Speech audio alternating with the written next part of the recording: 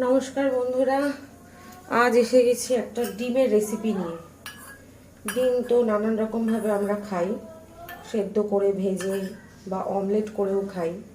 তো আজকে খাবো একটু অন্যরকমভাবে। রোজ রোজ একই রকমভাবে তো রান্না ভালো লাগে না। তো এখানে আমি একটা টিফিন বক্স নিয়ে নিয়েছি, আর এতে দিয়ে দিচ্ছি অল্প একটু রিফাইন তেল।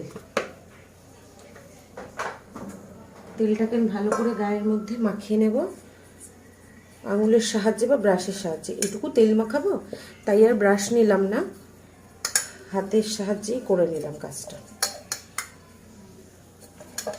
আর 5টা ডিম আমি ভালো করে ফাটিয়ে রেখেছি, সামান্য অল্প নুন দিয়ে সেটা এর মধ্যে দিয়ে দেব। এই ফেটে রাখা ডিমটা আমি এর মধ্যে এবারে দিয়ে দিচ্ছি। আমি 5টা ডিম দিয়েছি, আমাদের এটা হয়ে যাবে। আপনাদের কম বেশি করে মাপটা নিয়ে নেবেন, বেশি লোক থাকলে বেশি, কম থাকলে কম। নেওয়া হয়ে গেছে, এবার ঢাকনা দিয়ে ঢেকে বসিয়ে দেব আমি এখানে এই কড়াইতে।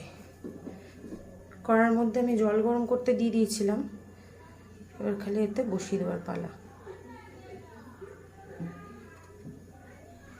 দিয়ে আমি এটাকে ঢেকে দেব।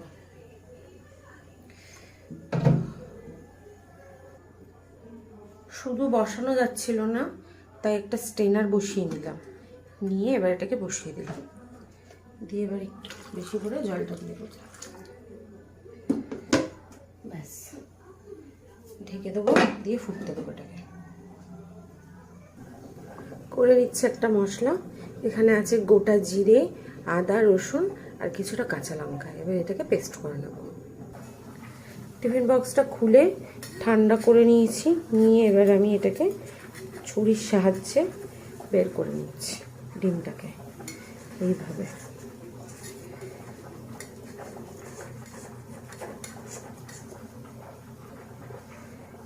এইভাবে পিস করে কেটে নিচ্ছি, নিয়ে এবার এগুলোকে বের করার পালা।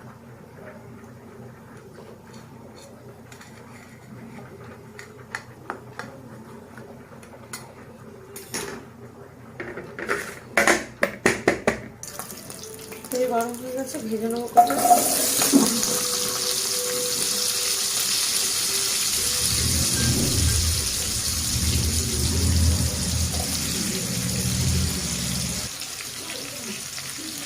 দিয়ে দিচ্ছি হলুদ আর নুন, দিয়ে ভেজে নেবো ভালো করে। আলুগুলো ভেজে তুলে নিয়েছি, এবার এই ডিমের পিসগুলো ভেজে নেব।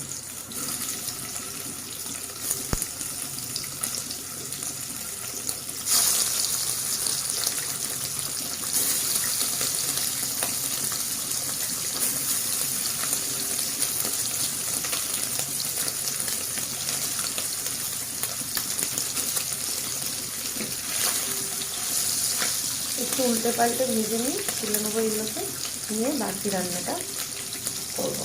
এই একই তেলে একই কড়াইতে করবো।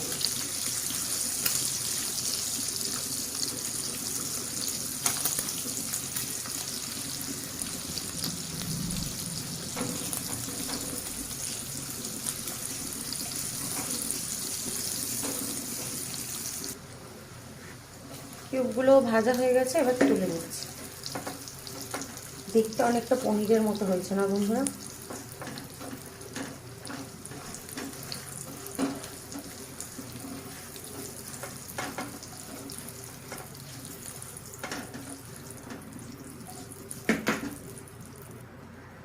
আর একটু তেল দিয়ে দিলাম, দিয়ে কিছু গরম মশলা দিয়ে দেবো, এলাচ, দারচিনি আর লবঙ্গ।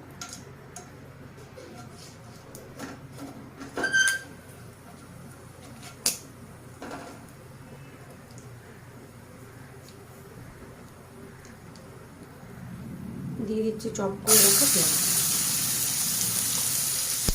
পেঁয়াজটা খুব ভালো ফাইন চপ করে নিয়েছি, একদম খুব মিহি করে আর কি।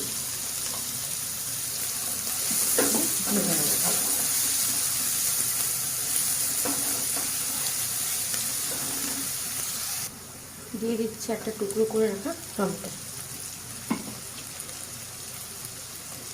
নুনটা পরিমাণ মতন এখনই দিয়ে দেবো, যাতে টমেটো আর পেঁয়াজটা নরম হয়ে যায়। পেস্ট করা মশলাটাও দিয়ে দিচ্ছি।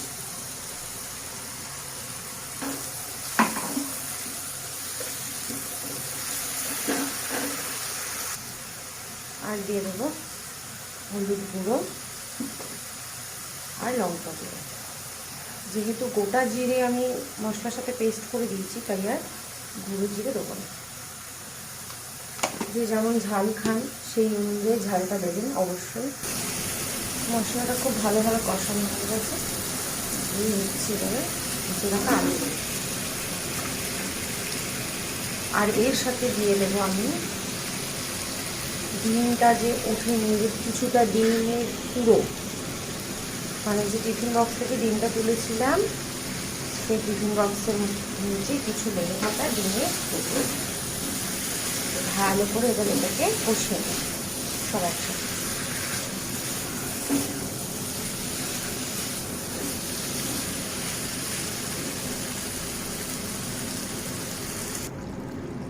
এবার জল দিয়ে ঢেকে দেওয়ার পালা।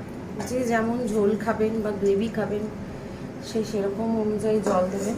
আমি একটু ঝোল ঝোল রাখবো, তাই আমি একটু জলটা বেশি করে দিলাম। আপনারা চাইলে এই রান্নাটাকে আলু ছাড়াও করতে পারেন, খুব ভালো হয় খেতে, কিন্তু আজ আমি আলু দিয়ে করেছি তাই দেখিয়ে দিলাম। আর এই ডিমের ভাজাগুলোকেও আমি এর মধ্যে উপরে দিয়ে দেবো, দিয়ে ঢেকে দেবো। ব্যাস, নামানোর সময় একটু গরম মশলার গুঁড়ো দিয়ে দিলেই আমাদের রান্নাটা পুরো রেডি। বন্ধুরা এইভাবে ডিম খেয়ে দেখবেন, ভালো লাগবে। আর